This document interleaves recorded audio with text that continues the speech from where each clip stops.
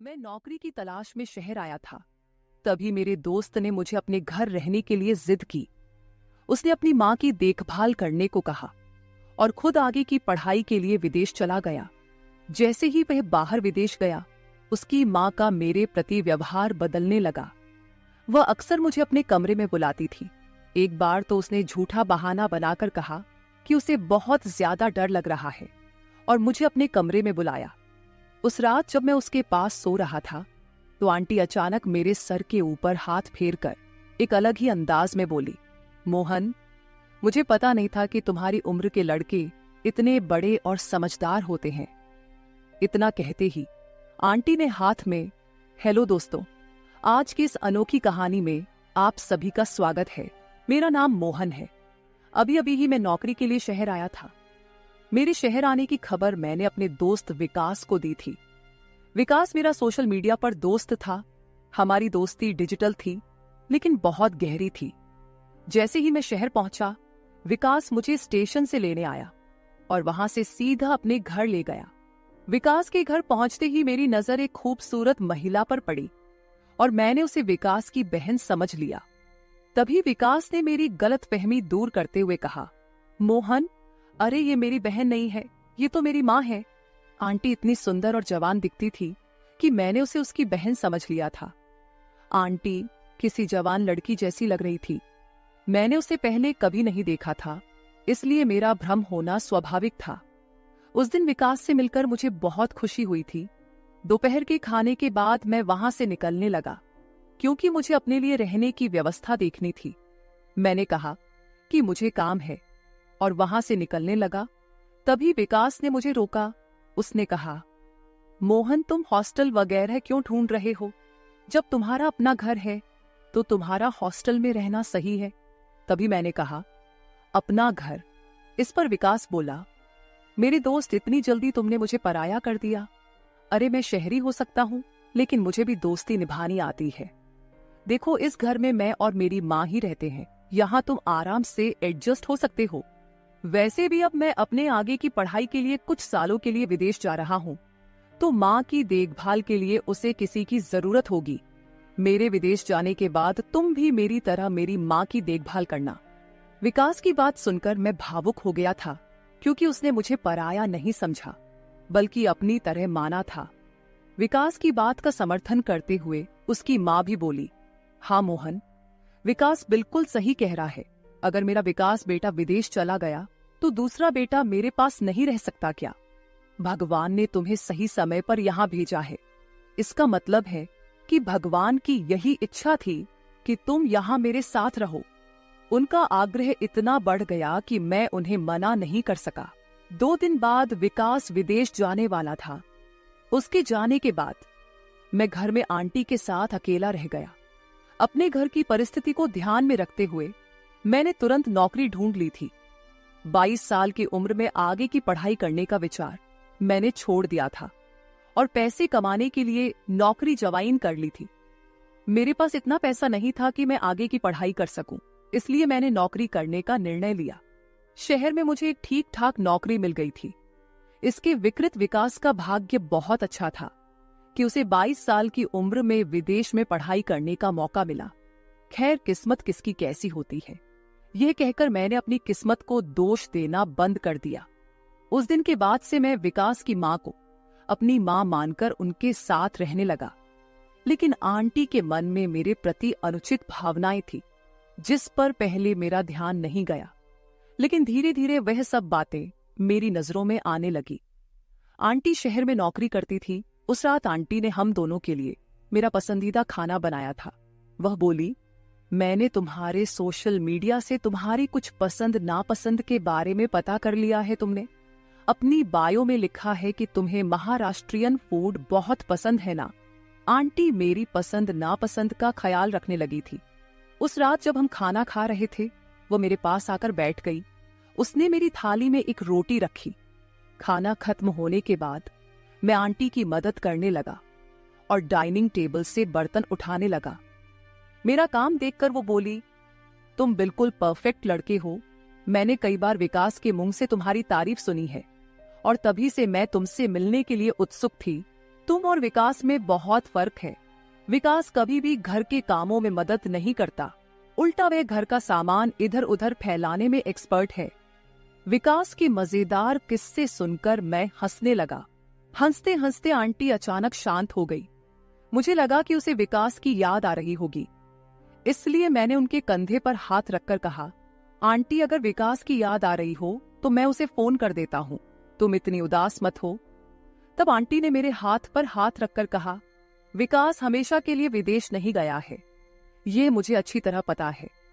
मुझे अब उसकी याद में शांत नहीं बैठना, बल्कि मैं अचानक तुम्हारे ख्यालों में खो गई थी।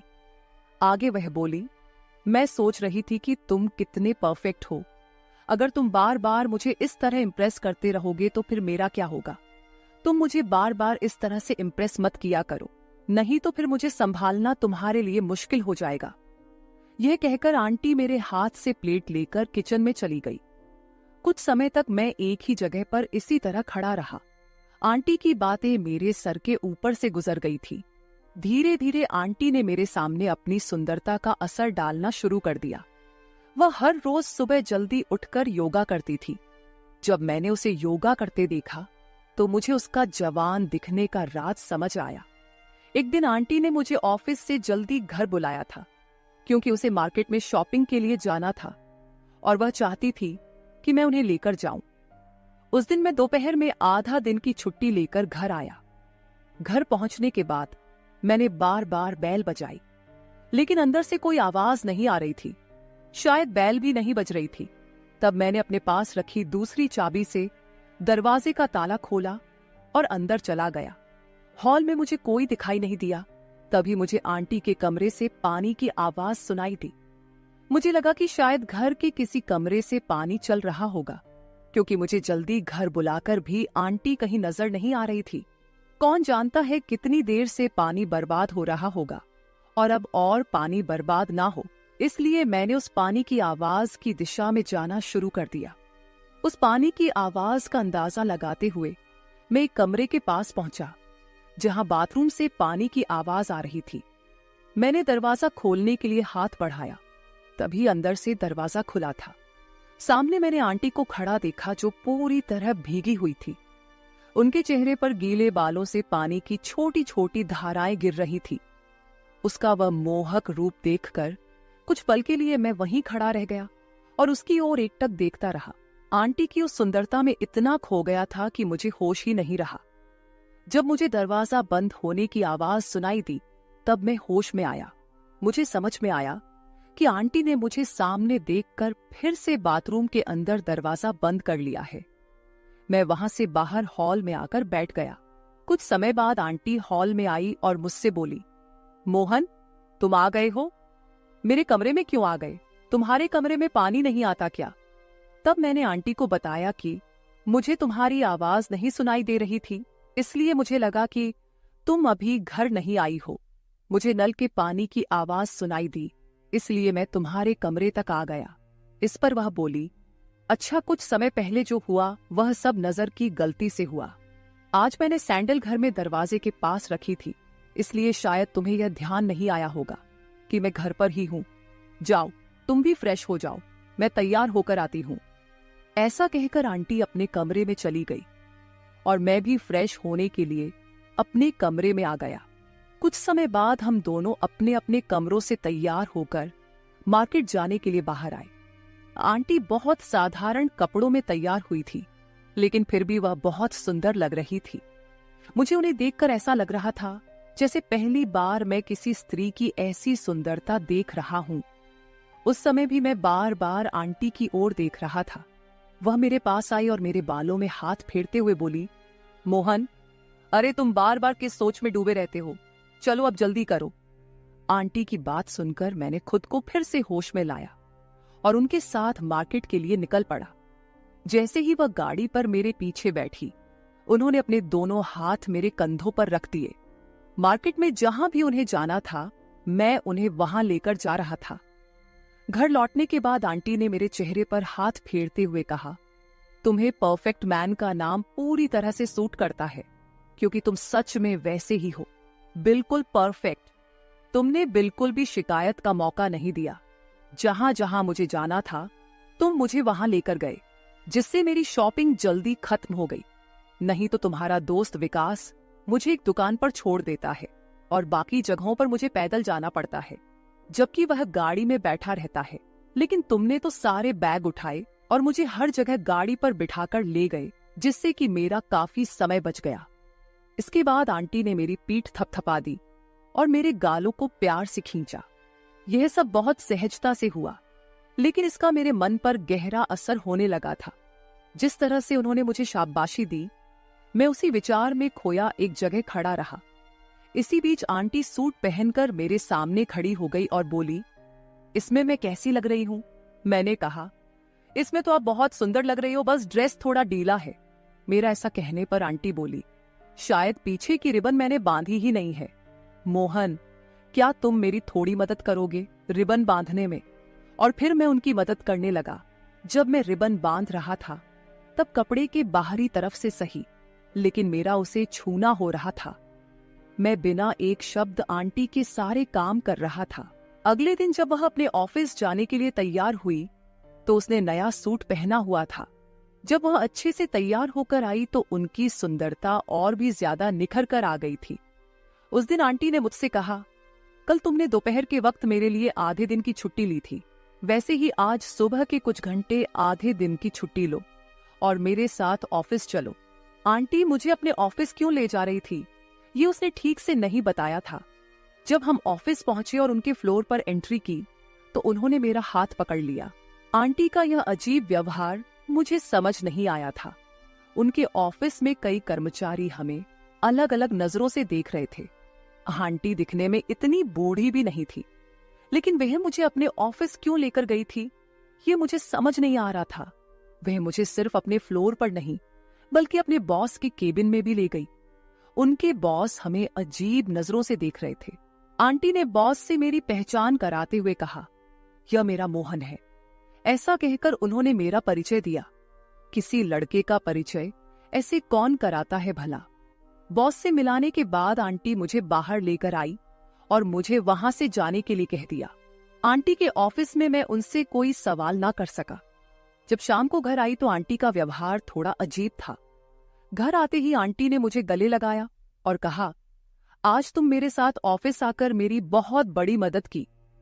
आंटी मुझसे बात कर रही थी, तभी अचानक जोर से बिजली कड़की, जिसकी आवाज से बारिश देख रही थी, लेकिन बाहर जाने से डर रही थी। उनके चेहरे से मुझे साफ दिखाई दे रहा था कि वह बारिश में भीगना चाहती थी। तभी मैंने उनका हाथ पकड़ा और उन्हें बाहर कंपाउंड में ले गया। आंटी बारिश में भीगने से डर रही थी, लेकिन मैंने उनका हाथ पकड़कर उन्हें बारिश का मजा लेने को कहा। बारिश का आनंद लेते हुए उनके चेहरे पर जो खुशी थी, उसे देखकर मैं भी बहुत खुश हो रहा था। आंटी के बारे में मेरे मन में क्या भावनाएं आ रही थी, ये मुझे भी समझ नहीं आ रहा था। आंटी मानो किसी बॉलीवुड फिल्म की तरह बारिश में भीगने लगी। वह बारिश में मस्ती करते हुए बार बार मेरे इर्द गिर्द घूम रही थी और मेरा हाथ पकड़कर डांस करने की कोशिश कर रही थी। तब आंटी ने मुझसे कहा, मोहन, तुम सच में बहुत अलग हो। आज तुम्हारे साथ पानी में भीगते हुए मुझे ऐसा लग रहा है जैसे मैं किसी फिल्म की हीरोइन हूं और तुम मेरे हीरो हो। आंटी ने यह सब बातें बड़ी सहजता से कह दी, लेकिन मेरे मन पर इसका असर कुछ अलग ही तरह होने लगा था। घर में घुसते ही आंटी मेरे लिए तौलिया लेकर आई और अपने हाथों से मेरे बाल पोंछने लगी। तभी हमारी नजरें मिली और आंटी मुझे बड़े ही प्यार से देख रही थी। आंटी ने कहा, मोहन, जिस तरह से तुम मेरे साथ बातें करते हो वह विकास ने कभी नहीं की। वह तो हमेशा अपने पढ़ाई में व्यस्त रहता था। वह बोल ही रही थी, तभी मैंने उनसे पूछा, आंटी, तुमने अपने बॉस से मेरी पहचान मेरा मोहन कहकर क्यों करवाई थी? इसका मतलब क्या है? ये सुनते ही आंटी एकदम से चौंक गई और वहां से चली गई। लेकिन रात को सोने के समय आंटी ने मुझे अपने कमरे में बुलाया। वह बोली, आज मुझे बहुत डर लग रहा है, क्या तुम आज मेरे कमरे में सो सकते हो? मदद के तौर पर मैं आंटी के कमरे में सोने के लिए तैयार हो गया। उस रात आंटी के कमरे में सोते वक्त मुझे बार बार ऐसा लग रहा था जैसे कोई हमारे कमरे की जासूसी कर रहा हो। मेरी नजरें कभी दरवाजे पर तो कभी खिड़की पर जा रही थी। सोने से पहले मैंने आंटी की तरफ देखा तो वह मुझे देख रही थी। आंटी ने कहा, मोहन तुम अभी तक सोए नहीं। मैंने जवाब दिया, मुझे ऐसा लग रहा है कि कोई इस कमरे की जासूसी कर रहा है। इस पर आंटी ने कहा, मुझे भी तब से ऐसा ही लग रहा है, इसलिए मैं भी नहीं सो पाई। शायद यह हमारा भ्रम हो। ये कहकर आंटी ने मुझ पर हाथ रखकर सोने की कोशिश की। कुछ समय बाद ही अचानक कमरे की लाइट जल गई और किसी ने मां की आवाज लगाई। इस आवाज से मेरी और आंटी की नींद खुल गई। उठकर देखा तो विकास सामने खड़ा था। वह हमें देख रहा था और अपनी मां से बोला, मां तुम यह क्या कर रही हो? मोहन मेरा दोस्त है, इस तरह की बातें तुम्हें शोभा नहीं देती। मुझे तो अब तुम्हें मां कहने में भी शर्म आ रही है। मैंने विकास से कहा, विकास तुम बेवजह ऐसा मत सोचो। आंटी को डर लग रहा था, इसलिए उन्होंने मुझे अपने कमरे में सोने के लिए बुलाया था। लेकिन जिस तरह से आंटी ने मुझ पर हाथ रखा था, उसे देखकर किसी को भी गलतफहमी हो सकती थी। विकास अपनी मां पर अनुचित बातें कहने लगा। उसे सुनकर ऐसा लग रहा था कि वह अचानक घर नहीं आया था, बल्कि यह उसका कोई प्लान था। मैंने विकास से कहा, विकास इस छोटी सी बात पर तुम आंटी पर ऐसे आरोप कैसे लगा सकते हो? तुम जरूर किसी और गुस्से का इजहार कर रहे हो। और मुझे यह बताओ, तुम तो विदेश गए थे, फिर अचानक घर कैसे आ गए? इस पर विकास ने कहा, मैं विदेश नहीं जा सका क्योंकि मेरी मां के पास इतने पैसे नहीं थे। मां से पैसे का इंतजाम नहीं हो पाया, इसलिए मैं अपने चाचा से कुछ पैसे लेने गया था। मैंने मां को यह नहीं बताया था कि मैं चाचा के पास गया हूं। उस दिन जब मैं चाचा के पास पैसे लेने गया तो उन्होंने मुझे मां के बारे में कुछ बातें बताई जिन पर मैंने पहले ध्यान नहीं दिया था। मेरे चाचा ने मुझे बताया कि हमने कई बार तुम्हारी मां को किसी गैर मर्द के साथ घूमते फिरते देखा है। मैंने उनकी बातों पर यकीन किया क्योंकि उनके कहने पर शक न करने की कोई वजह नहीं थी। मेरे पिताजी के ना होते हुए भी मां इतनी सजी धजी रहती थी, लेकिन ये किसके लिए, इस पर मैंने कभी ध्यान नहीं दिया था। उस दिन चाचा ने मेरी आंखें खोल दी, तभी मैंने प्लान बनाया कि मैं मां पर नजर रखूंगा। उस दौरान तुम भी शहर आने वाले थे। मेरे प्लान के अनुसार मैंने कहा कि मैं विदेश जा रहा हूं और तुमसे मां के साथ रहने की जिद की। मुझे पता था कि मेरी मां का बुरा असर तुम पर भी पड़ने लगेगा। तुम दोनों के बीच जो चल रहा था वह मुझे समझ आ गया। मोहन, मैं तुमसे इसका दोषी नहीं मानता। असली गलती मेरी मां की है। इसकी नीयत खराब है, तुम तो बस उसकी बातों में आ गए होगे। जब विकास शांत हुआ, फिर मैंने उससे कहा, तुमने अपनी मां पर आरोप लगाया, अब खुश हो गए, अब बोलो। और कुछ बाकी है? बाकी हो तो वह भी कह लो, क्योंकि आगे तुम्हें बोलने का मौका नहीं मिलेगा। तब मैंने कहा, विकास तुमने हम पर नजर रखी, लेकिन जो तुम्हें देखना चाहिए था वो तुमने देखा ही नहीं। वो मुझे अपने ऑफिस इसलिए ले गई थी क्योंकि उसका नया बॉस उस पर नजर रख रहा था और उसके सामने यह दिखाना था कि वह अकेली नहीं है, उसके साथ उसका जवान बेटा भी है। बॉस को बेटे का डर दिखाने के लिए वह मुझे ऑफिस ले गई थी, और अभी भी जब वह मुझ पर हाथ रखकर सो रही थी तो ऐसा इसलिए क्योंकि वह मेरे और तुम्हारे बीच कोई फर्क नहीं करती। अगर तुम दूसरों की बातें सुनने के बजाय अपनी मां को समझने की कोशिश करते तो तुम्हारे मुंह से मां के बारे में ऐसे अपशब्द नहीं निकलते। कुछ ही दिनों में मुझे यह भी समझ में आ गया कि आंटी घर में रहते हुए भी अकेली थी, जबकि उनका जवान बेटा उनके साथ था। उन्होंने तुम्हारे कारण दूसरी शादी नहीं की, वह तुम्हारे लिए ही जीती रही।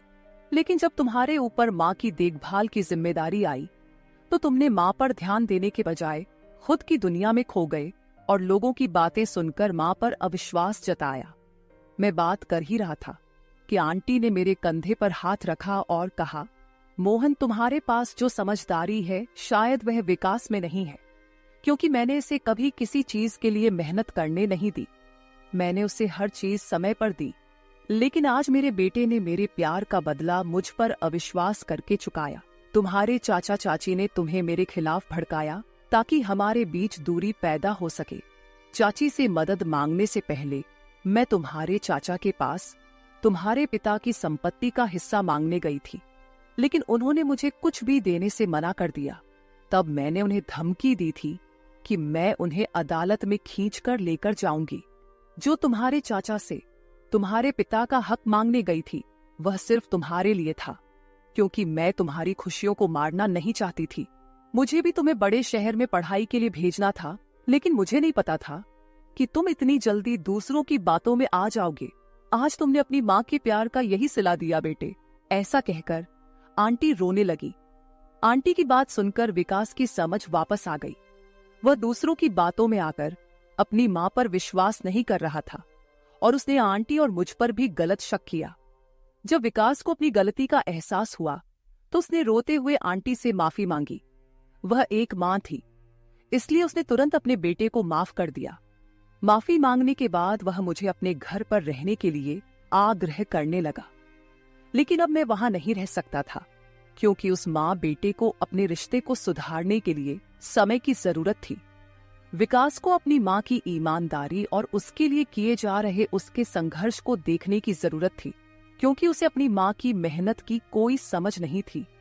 मैंने बचपन से अपने घर की गरीबी देखी थी और तभी से मैंने छोटे मोटे काम किए थे। दोस्तों, आजकल माता पिता बच्चों की सभी इच्छाएं तुरंत पूरी कर देते हैं और बच्चे उसकी आदत डाल लेते हैं। अगर कभी माता पिता बच्चों की कोई इच्छा पूरी नहीं कर पाते तो बच्चे तुरंत नाराज हो जाते हैं और उन्हें अपशब्द कहने लगते हैं। इसी तरह की स्थिति से बचने के लिए हर बार बच्चों को सभी इच्छाएं पूरी नहीं करनी चाहिए। कभी कभी उन्हें नहीं शब्द का भी सामना करने देना चाहिए। बच्चों को यह समझना चाहिए कि माता पिता दिन रात उनके लिए कितनी मेहनत करते हैं, तभी उन्हें रिश्ते, प्यार और पैसों की असली कीमत समझ आएगी। तो मेरे प्यारे दोस्तों, ये थी हमारी आज की छोटी सी कहानी। आपकी क्या राय है कमेंट बॉक्स में जरूर बताएं। अगर आप ऐसी ही और भी इंटरेस्टिंग और रोमांटिक कहानियां सुनना चाहते हो तो चैनल को सब्सक्राइब जरूर कर ले और बेल आइकन ऑन कर ले, ताकि आपको मेरी आने वाली नई वीडियो की सूचना तुरंत मिल सके। कल मिलेंगे एक और नई कहानी के साथ। धन्यवाद।